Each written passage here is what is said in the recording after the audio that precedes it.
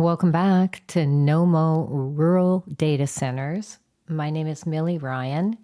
In this episode, we have a Zoom meeting with Alison Quennoz from the Pacific Route Coalition and the lawyer that is providing consultation to them, Steve Jeffery.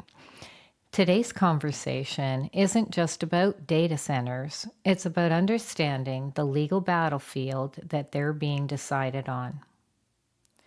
Because here's the question we have to ask. If the Planning and Zoning Commission doesn't actually decide anything, then who really does? And when is it too late to stop it? We're bringing you inside a Zoom discussion with legal insight that breaks down exactly where this fight stands right now and what the law actually allows. Now let's pick up the Zoom meeting where lawyer Steve Jeffery is laying out the situation as it is for us. It appears that the commissioners know what the desired outcome or what they want the desired outcome to be, so they construct their narrative to support that desired outcome.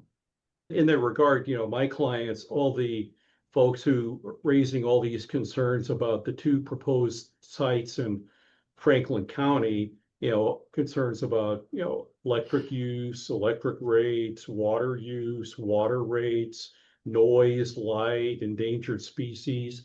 There have been multiple scientific studies, peer-reviewed, published in reputable scientific journals that document all of these. There's a heritage review study done by the Missouri Department of Conservation that, documents the potential impacts, or the presence and potential impacts on endangered species of the proposed Beltline site.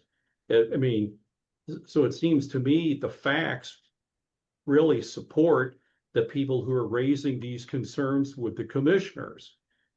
And if the commissioners choose to ignore that and say, well, these people are just, bringing us nonsense, they're ignoring the science. You have to follow what the science tells you. Significantly, the commissioners have not produced any type of documentation that says this is not going to be a concern for noise. This is not going to affect endangered species. This is not going to consume an excessive quantity of water. This is not ultimately going to cause any type of rate increase in people's, rates with Ameren. They have nothing to document their position. And what they do have, and what they keep coming back to, is their trip to Altoona, right? We went to Altoona, we saw this data center, it didn't make any noise, first of all, they're comparing apples to oranges. Altoona is a much smaller data center. It is in an industrial zone. It sits on an interstate, and it's 5 million square feet. We're talking about 500 acres. And just the bottom line is Altoona is not Franklin County. And what they brought back from Altoona wasn't proof. And they're using it as proof. And that really bothers me because, like Steve said, there's all of this scientific evidence that we've presented them.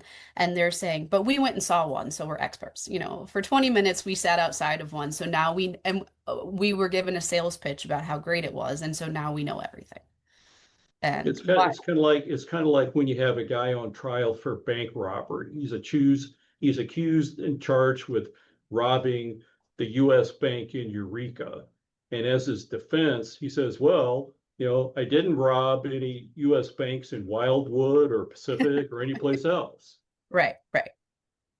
I think Allison's categorization of it, apples to oranges is pretty spot on. Well, yeah, a field trip is not a site-specific study, which is what they should be giving us as their proof. Why are they requiring us as the public to do their work for them? They are the ones that should be selling this to us, And Steve, I want you to just touch really quickly. One thing Overschmidt said was that now the developers are promising $100 million a year. That's the number, $100 million a year, um, to Franklin County. And that 90% of that is going to go to schools, fire district, ambulance district. The rest of it is going to go to the county itself. And like we talk about often, and Millie, like I talked about on the last podcast, where is that number coming from? And what is guaranteed? And that's something Steve's kind of an expert in that area. So I'm gonna let Yeah, you go. really. And again, I don't know if there's the status of a potential tax abatement for this project or not. But Nobody. even if it's the, you know, paying real estate taxes or personal property taxes, if you really look at, I know since the commission has yet to make a final decision, there is no formal development agreement between the county and either of the two developers for any of these projects at this point. But based on my review of similar agreements between, say, Montgomery County and the developer there and the city of Festus and CRG down there, these development agreements, follow a similar format and contain similar provisions, and whereas it says, the developer is going to pay so many $1 million to build a new fire station and so many millions of dollars to do this. If you actually roll up your sleeves and unpack these agreements, you'll find that these payments generally don't start until at least, a 5 or 6 year period from the time the agreement is executed. So, because again, it's my understanding it generally takes 5 years to build and bring one of these facilities online so it's operational. So all during that interim, opening period, there's no financial benefit to anybody. And Steve, again, we don't have these specific ones, but if we are going by precedent, don't their tax abatements start immediately? Yeah, the tax abatements start immediately. But the money that we're being promised doesn't start until it is built and occupied. Yeah. The 5 or 6 years downrange. Right. So essentially for 6 years, we're just giving them foregone revenue. Yeah. And really then if there is a tax abatement, for example, if all these facilities are built and the real property tax base increases such that, if it was anyone else there with a business, they would have to pay real estate taxes of, say, $1,000 a year. But with these tax abatements, the amount of tax that's being abated is typically 100% or 90%, 80%, 75%, whatever it happens to be. So that's all the difference there represents potential lost revenue that the school district would have received otherwise, or the ambulance district, or the fire district, whoever the taxing jurisdiction is. And if you factor in the amount of the payments in lieu of taxes, invariably these local taxing jurisdictions end up leaving millions and millions of dollars on the table because of the tax abatement. And I don't know if you've looked at this yet, but the Armory was approved yesterday in St. Louis. Mayor Spencer did a brief little press conference, and she was talking about a community benefit package and how the city had negotiated a community benefit package. Now, is that something that's guaranteed money, just out of curiosity? Like, is that money up front? No, really, I think what I'm calling a infrastructure development agreement that provides, that's essentially a contract between the municipality and the developer, in which the city promises to do A, B, and C, and the developer promises to do 1, 2, 3, 4, 5. Those can also be called a community benefit agreement. Okay. Because the things that the developer is providing, that's the community benefit.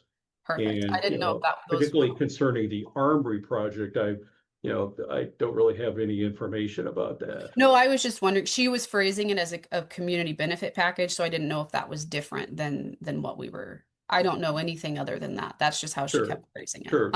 Yeah. For example, in Festus, the developer agreed to pay up to $5 million to build a new fire station. That will be a component of a community benefit package that's reflected in the infrastructure development agreement between Festus and the developer down there.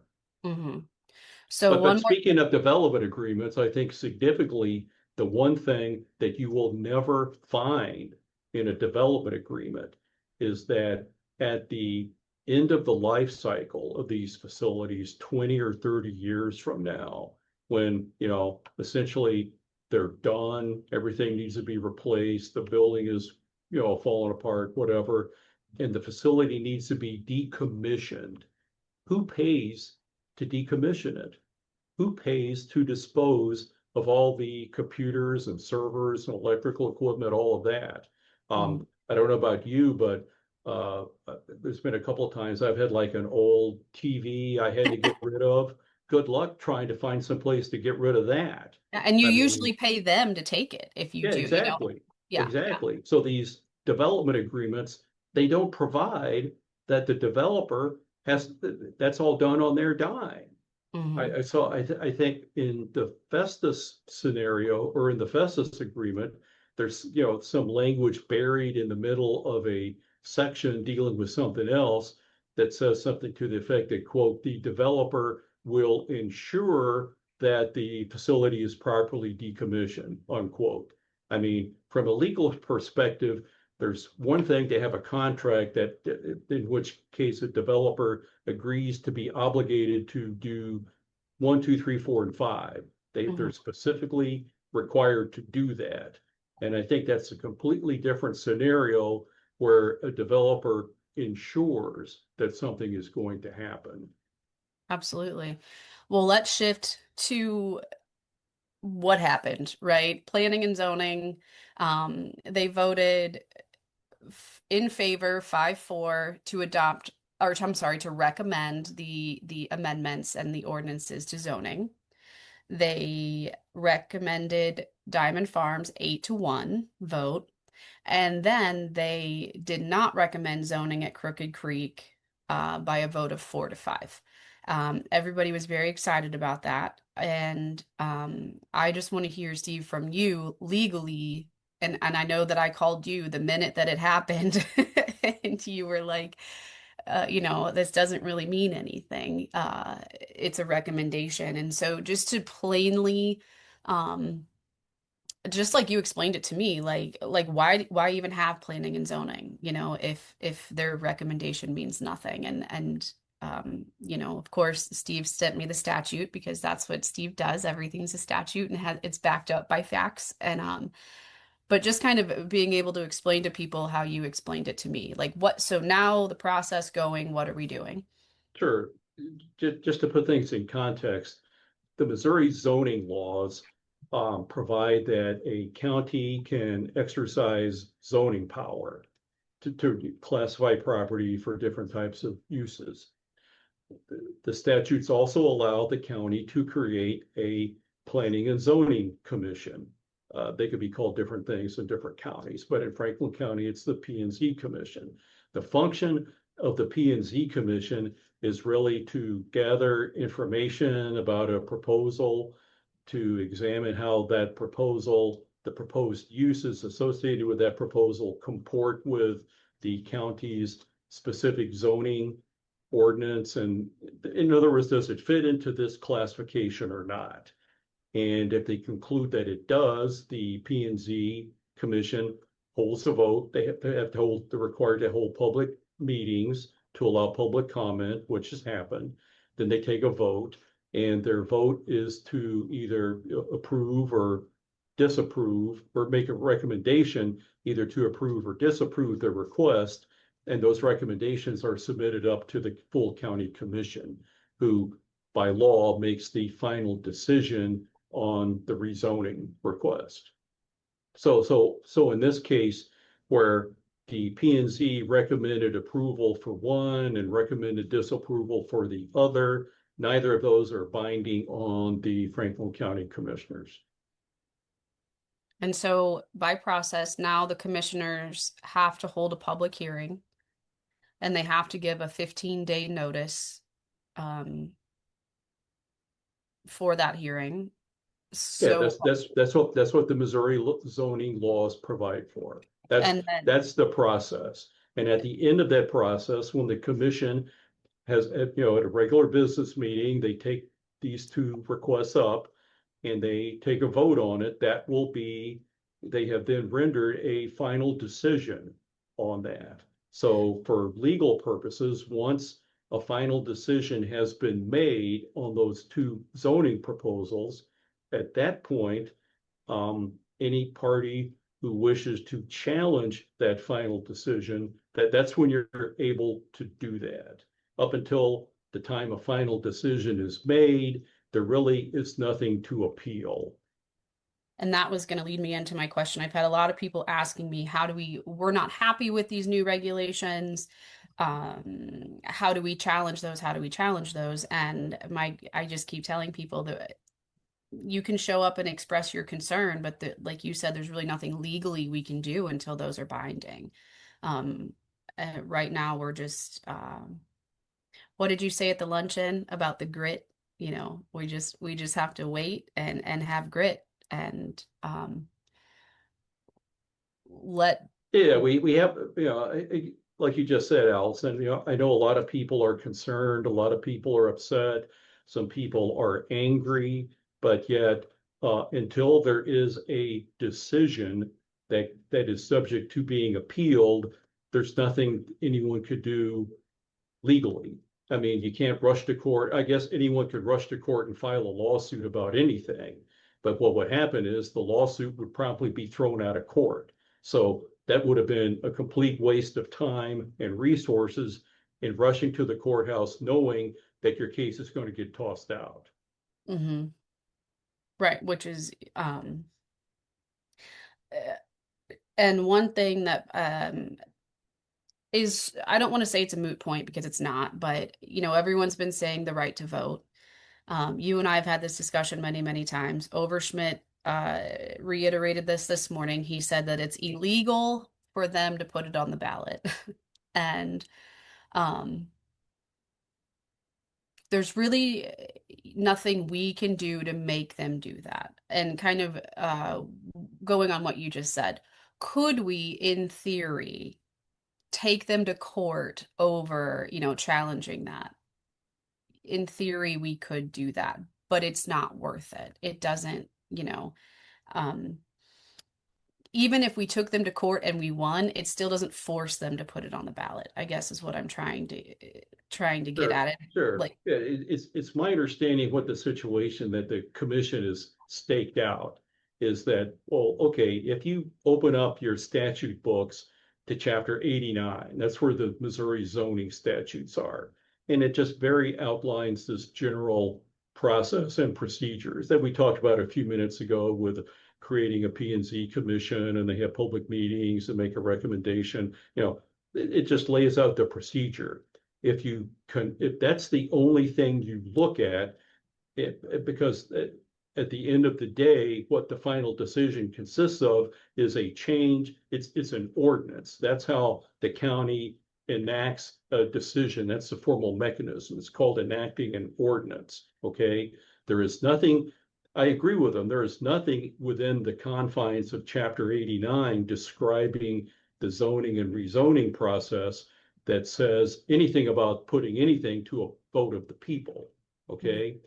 But what the important takeaway is, the end of that process results in an ordinance, because if you look at a different set of Missouri statutes, specifically section 49.650, that's the statute in which the legislature confers legal authority on county commissioners to do various things, to enact ordinances dealing with roads and sewers and nuisances and all kinds of different things.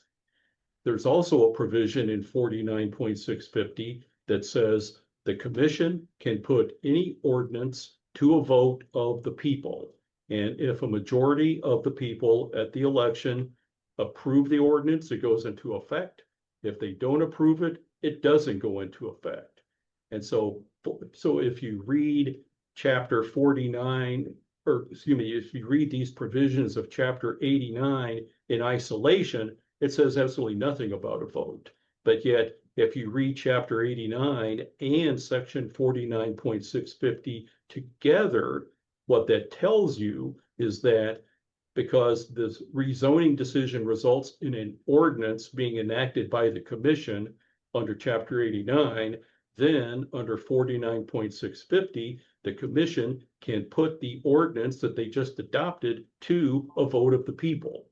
The county attorney and the commissioners, when they say, well, we don't have any authority to do that, they are only looking at chapter 89 in isolation. And it looks like they are intentionally ignoring section 49.650 because it does not fit into their narrative or their desired outcome. His Overschmidt's exact quote was, quote, according to state statutes, you cannot bring everything that comes up, specifically what we're talking about right now, that's illegal. That's why they like to be commissioners. That's our job. And so I just want you to briefly explain. Remember when I called you and I said, well, what would they not bring to a vote? I don't understand. And you said something about, if someone's going to go pave the parking lot down at Dollar General. Yeah. Commissioners have to make, everyday decisions about lots of things. Like, for example, if a county road XYZ, needs a new chip seal surface on it, they'll solicit bids from, a couple, two or three, paving companies, and they'll pick the one, to go do that chip seal job. That's an example of a housekeeping task that probably they wouldn't necessarily put to a vote of the people, notwithstanding the fact that they enacted an ordinance awarding the contract to, John Smith Paving Company to do that chip seal project.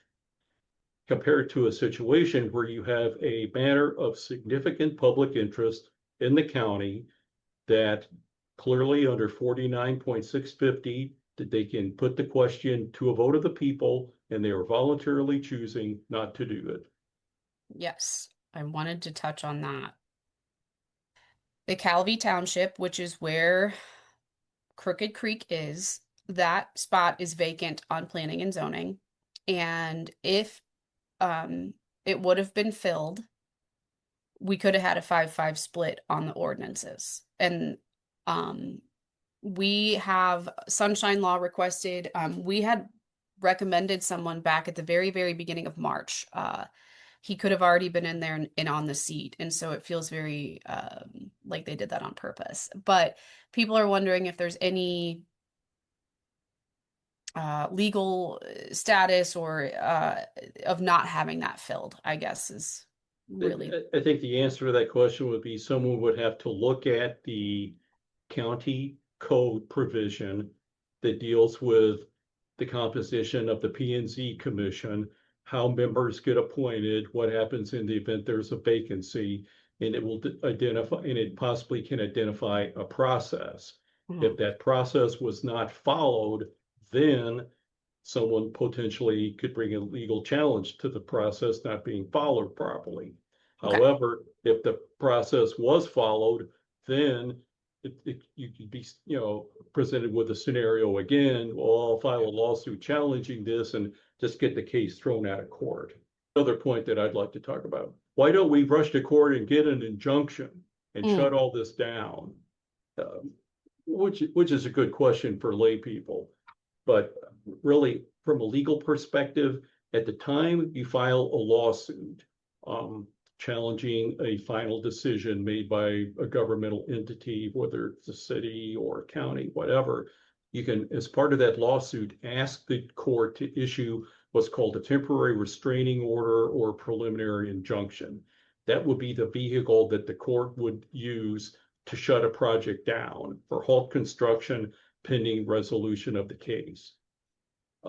the way the law works for injunctions is if the plaintiff in such a lawsuit, who's the folks challenging the decision, asks the court to issue an injunction, the other side, the defendants, which would be the comprise the real estate developer, they get to be heard on the question whether or not that injunction should be issued. And what they will tell the court is, well, judge, if you issue an injunction, we have a very strict timeline that over the next year, we have to do all these things. Over the next 2 years, we have to do all these things. Over the next 5 years, we have to do all these things. And these things are all involve various stages of construction. And at the end of the process, it's going to cost several $millions. So if you issue the stay order, in other words, issue an injunction shutting our project down, then we're going to be suffering the loss of all of this money. So therefore, if you want to issue the injunction, fine, but you have to require the plaintiffs to post an injunction bond equal to the amount that we're going to potentially be damaged and what our out-of-pocket costs would be for all of this lost time. And in a scenario like this, an injunction bond could range in the millions of dollars. So unfortunately, the plaintiffs in lawsuits like this don't really have the financial wherewithal to be able to post an injunction bond. So the question then becomes, do you want to ask for a TRO, temporary restraining order, or preliminary injunction, knowing that you can't possibly post the injunction bond? In other words, do you want to spin your wheels, time and resources, litigating something you're not going to prevail on? This discussion makes one thing very clear. This fight is procedural, not emotional, and timing is everything. I'm going to summarize what was discussed here. 1, Planning and Zoning Committee is advisory only. They have no binding legal authority. Their role is limited to gathering information, holding public comment, and making a recommendation. The county commission holds full decision-making power, and they can choose to ignore planning and zoning entirely. After a required public hearing with 15-day notice, the commissioners will vote. The vote creates an official ordinance, which becomes the first point where legal challenges are possible. Putting the vote to the people is indeed legally possible, but discretionary. The commissioners claim it's illegal to put it on the ballot, but that's only true if you look at one statute in isolation. When broader Missouri law is considered, commissioners do have the authority to send the ordinance to a public vote. They are simply choosing not to. Tax and financial promises are misleading. Promised revenue, like $100 million annually, is not immediate, nor is it guaranteed. And payments typically begin 5 to 6 years after construction, while tax abatements start immediately, which means the community may lose revenue up front. Benefits are delayed and uncertain. Development agreements seem to favor developers. These agreements often include vague language, ensure versus require, which weakens the enforceability. Critically, they do not clearly address who pays for decommissioning the data center at the end of life, leaving potential long-term liability on the community. Injunctions are financially unrealistic.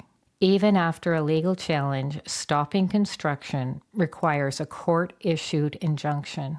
Courts may require a multi-million-dollar bond from plaintiffs to cover developer losses. This makes injunctions practically unattainable for citizens groups. We thank Alison Quennoz from the Pacific Route Coalition for sharing today, and Steve Jeffery for his insights. I think what we heard today makes one thing clear.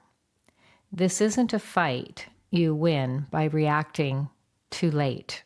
The time is now. Get involved, get informed, be active.